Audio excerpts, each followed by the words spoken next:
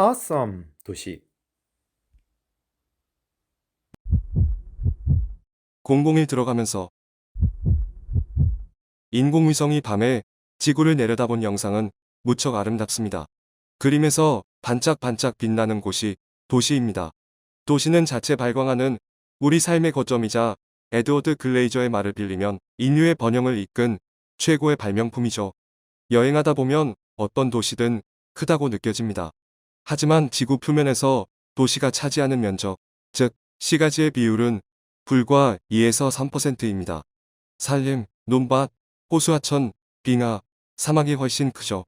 지구 표면의 2에서 3% 정도를 차지하는 도시에 오늘날 전 세계 인구의 60% 남짓이 삽니다.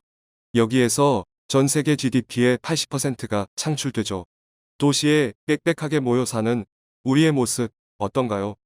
지금은 당연하게 보일지 몰라도 인류사 전체로 보면 이는 전혀 자연스럽지 않은 현상입니다. 과거로 돌아가 1800년 전후에는 전 인류 중 도시 거주자는 10% 이하였습니다. 원래 인간은 소규모 마을 단위로 띄엄띄엄 사는데 익숙한 동물이죠. 물론 물과 자원이 풍부한 지역에 모여 살긴 했지만 업무 금융 상업 중심지와 공업 단지를 만들고 그 주변에 집단 거주지가 조성된 것은 비교적 최근의 일입니다. 도시와 도시는 광역교통망으로, 도시 내 거점은 대중교통으로 촘촘히 연결했죠. 띄엄띄엄 사는데 익숙한 우리에게 지난 200년간 무슨 일이 벌어진 것일까요? 한마디로 표현하면 지금까지 익숙했던 자연적 거리두기의 삶을 버리고 사람 사이의 거리를 0에 가깝게 수렴시키는 도시 문명을 선택했습니다. 이를 통해 직접, 접촉, 실시간 규모 경제, 대량 소비의 패러다임이 자리를 잡았죠. 하지만 최근 몇 년간 심상치 않은 일이 벌어지고 있습니다. 2022년 7월 말 기준 코로나19 확진자는 전 세계 5억 8천만 명, 사망자는 642만 명에 이릅니다.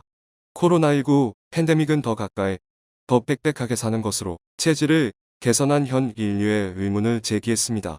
같은 교실에 다 같이 나와 학습하고 근로자와 관리자가 동시에 출근하여 오피스에서 시간을 보내는 업무 방식은 앞으로 큰 변화를 겪을 것입니다. 이는 비단 코로나19 때문만은 아닙니다. 전 지구적으로 진행 중인 기후변화는 어떤가요? 2022년 7월 영국은 기상 관측을 시작한 1650년대 이후 최고 폭염을 겪고 있습니다. 지금까지 런던은 여름의 시간을 보내기 좋은 서늘한 도시로 잘 알려졌죠. 새로 지은 집도 에어컨이 없는 경우가 많았습니다. 이번 여름은 영국 사람들에게 그야말로 낯선 폭염입니다. 여름철에도 20에서 25도씨에 맞게 만들어진 철로와 전력선이 크게 휘어져 영국 정부는 기차 탑승을 자제하고 재택근무를 할 것을 권고했습니다.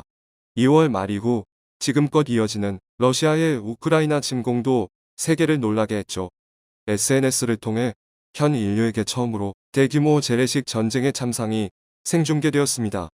우크라이나에 갇힌 약 2,500만 톤의 옥수수와 밀은 전 세계 곡물 가격을 요동치게 했죠. 그야말로 뉴노멀, 낯선 변화가 너무도 자주 전 지구적 규모로 우리 삶을 뒤흔들고 있습니다. 현대도시는 팬데믹과 기후변화를 고려하여 디자인되지 않았습니다. 더 가까이 살고 같은 장소에서 동시에 일하고 대면, 대량으로 소비하며 에너지, 식량 자원은 해외에서 공급받던 루틴은 새로운 국면을 맞이하고 있습니다.